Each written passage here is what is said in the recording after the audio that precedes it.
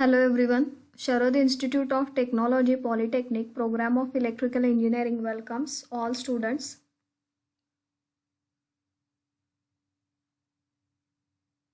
So we have started Unit 4 Energy Conservation through Cogeneration and Tariff. The marks for this particular chapter are 16 marks. Course outcome: use cogeneration and relevant tariff for reducing losses in facilities. Facilities म्हणजेच agriculture sector, domestic sector, industrial, commercial ह्या वेगवेगळ्या सेक्टरमध्ये आपण कसं electricity save करू शकतो through cogeneration आणि tariff structure through, हे आपण या चॅप्टरमध्ये बघणार आहोत. So this is syllabus for unit 4. Up till now we have covered 4.1 and a part of 4.2. So in today's session we are going to cover types of cogeneration on the basis of sequence of energy use, that is topping cycle and bottoming cycle. So in topping cycle, first priority is given to the electricity and second priority is given to thermal energy. म्हणजे cogeneration मध्ये दोन्ही energy produce होतात, heat energy आणि electricity. पण त्या heat एनर्जीचा वापर पहिल्यांदा प्रोसेससाठी करायचा आहे इंडस्ट्रीच्या का इलेक्ट्रिसिटी जनरेट करायचं आहे त्याच्यावर त्याचं क्लासिफिकेशन राहतं. आणि तेच क्लासिफिकेशन म्हणजे टॉपिंग सायकल आणि बॉटमिंग सायकल. सो ते टॉपिंग सायकलमध्ये पहिले प्रायोरिटी जी आहे हीटसाठी, तर ती हीट इलेक्ट्रिसिटी तयार करण्यासाठी वापरली जाते. आणि जी रिजेक्ट हीट आहे, ती रिजेक्ट हीट जी आहे ती आपण इंडस्ट्रीमध्ये वेगवेगळ्या प्रोसेससाठी, वेगवेगळ्या कामासाठी जर हीट एनर्जी लागत असेल तर तिथे वापर करू शकतो. So this is about the topping cycle. की टॉपिंग सायकलमध्ये दोन्ही एनर्जी प्रोड्यूस होतात, like heat energy and electricity. पण त्यातलं पहिलं जे प्रायोरिटी दिलं जातं तर ते इलेक्ट्रिसिटीसाठी दिलं जातं आणि दुसरं जे आहे ते थर्मल एनर्जी, की जे इंडस्ट्रीच्या वेगवेगळ्या प्रोसेससाठी हीट एनर्जी लागत असेल तर ती आपण केली जाते. सो आपण बघणार आहोत नेक्स्ट स्लाइड्समध्ये टॉपिंग सायकलचं classification. So topping cycle is again classified into 3 types. So first आहे स्टीम टर्बाईन, सेकंड आहे gas turbine and the third is waste heat recovery. तिन्ही सुद्धा क्लासिफिकेशन खूप सिम्पल आहेत, की ज्याच्यामध्ये एकच ब्रीफ आहे की ज्याच्यामध्ये पहिल्यांदा प्रायोरिटी इलेक्ट्रिसिटी जनरेशनला दिली जाते आणि दुसरी प्रायोरिटी थर्मल एनर्जीला दिली जाते. So let start with the steam turbine.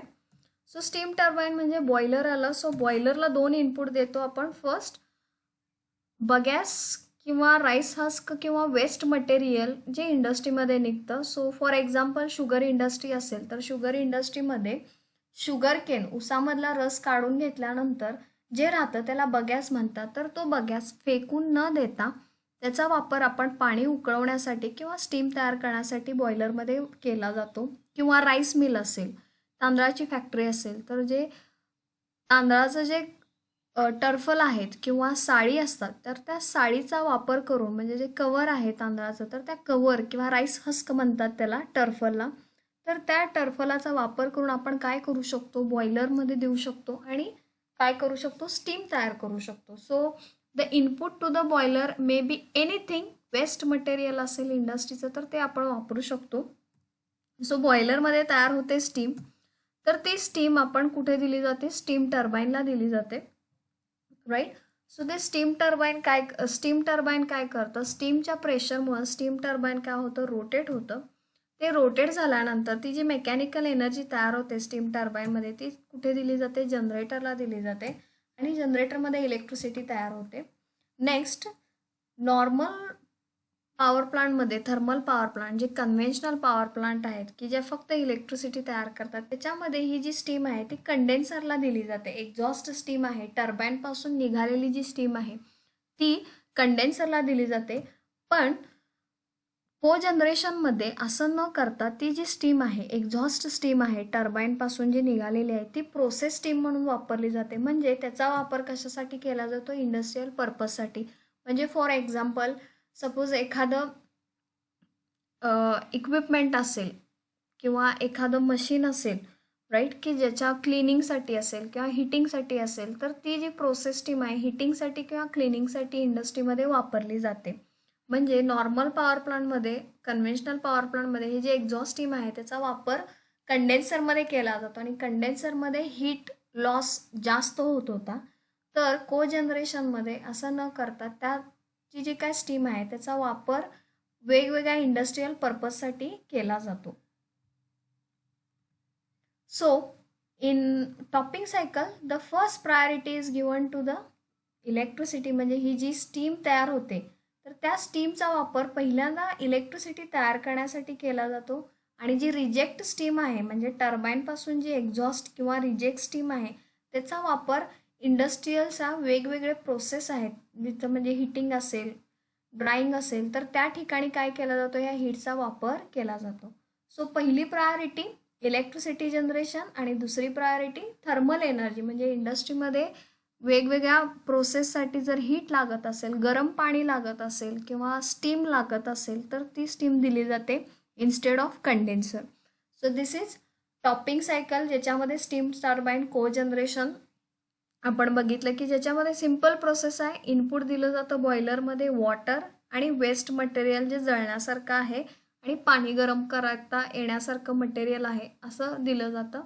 त्याच्यापासून तयार झालेली स्टीम टर्बाईनला दिली जाते. स्टीम टर्बाईन काय होतं, स्टीमच्या प्रेशरमुळे रोटेट होतं. हे रोटेट झाल्यामुळं मेकॅनिकल एनर्जी डेव्हलप होते and this mechanical energy is given to the generator. So the generator will convert mechanical energy into electrical energy and this electrical energy is utilized by the industry only.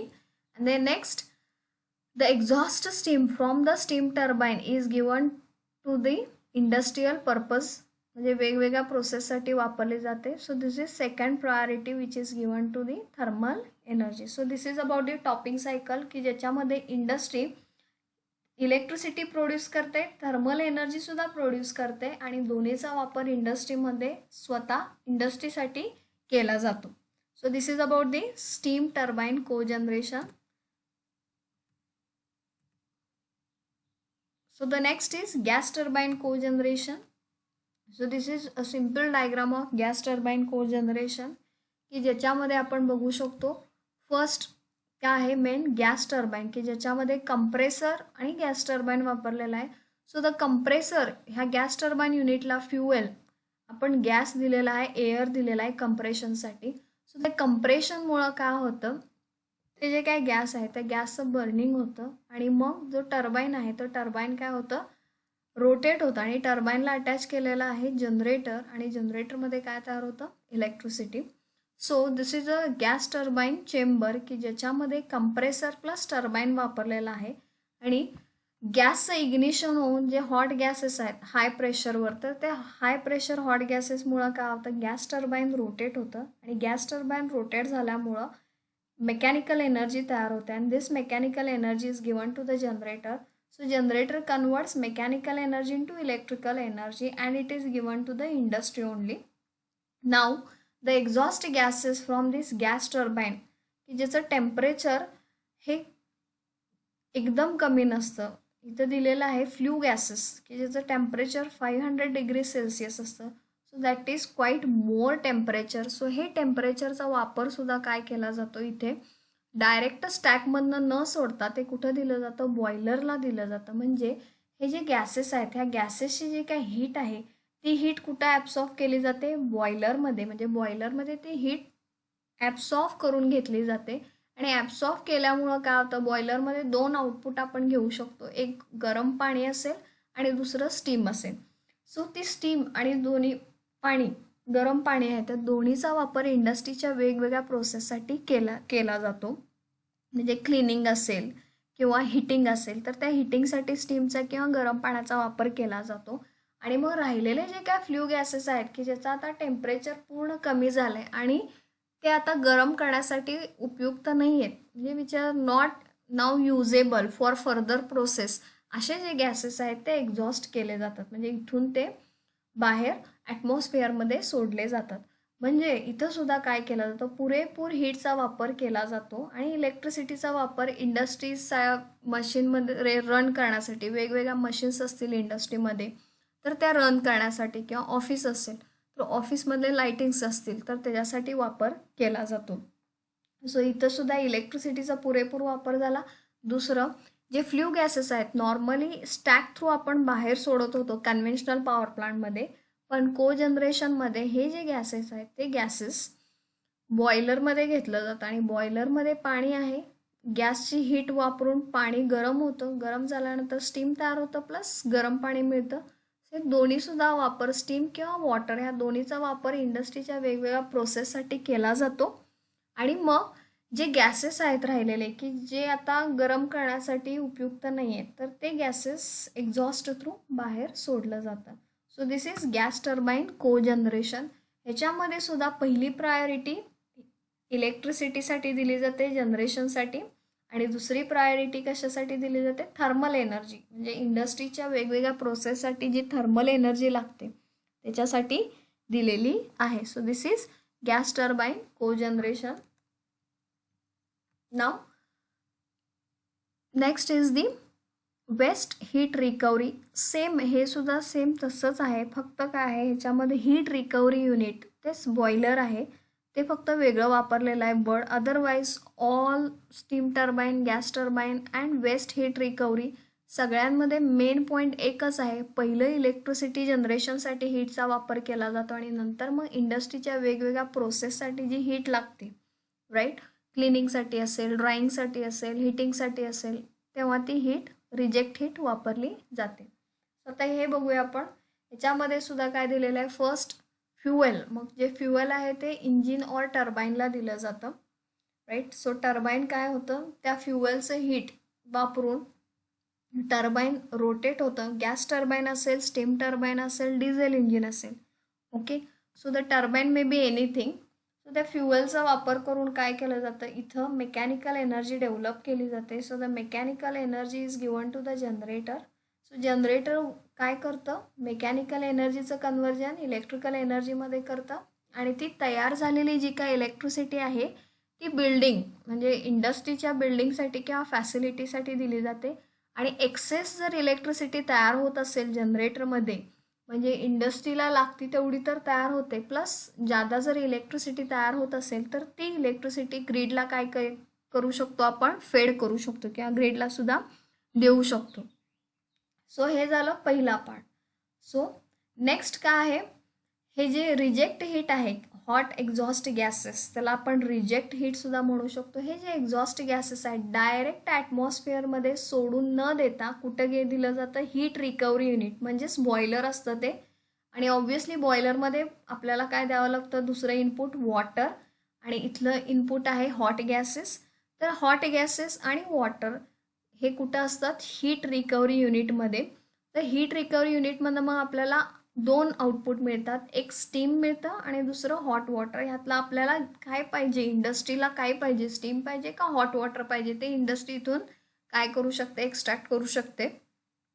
So steam आणि hot water हे दोन्हीसुद्धा cooling किंवा हिटिंगसाठी काय केलं जातं वापरलं जातं.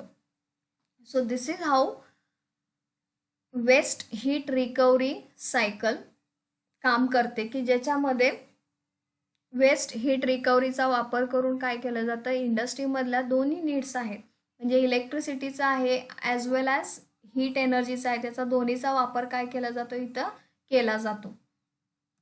Next bottoming cycle.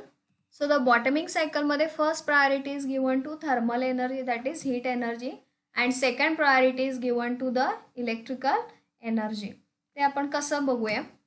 So this is a basic diagram of bottoming cycle. So इथं बघूया आपण बॉटमिंग सायकलमध्ये पहिल्यांदा काय केलं जातं जे फ्युअल आहे कंबस्टिबल फ्युअल आहे ते प्रोसेससाठी वापरलं जातं म्हणजे इंडस्ट्रीच्या मेन प्रोसेससाठी काय केलं जातं पहिल्यांदा हीट एनर्जीचा वापर केला जातो. सप्लिमेंटरी फ्युअल लागत असेल तर इथं ॲड केलं जातं.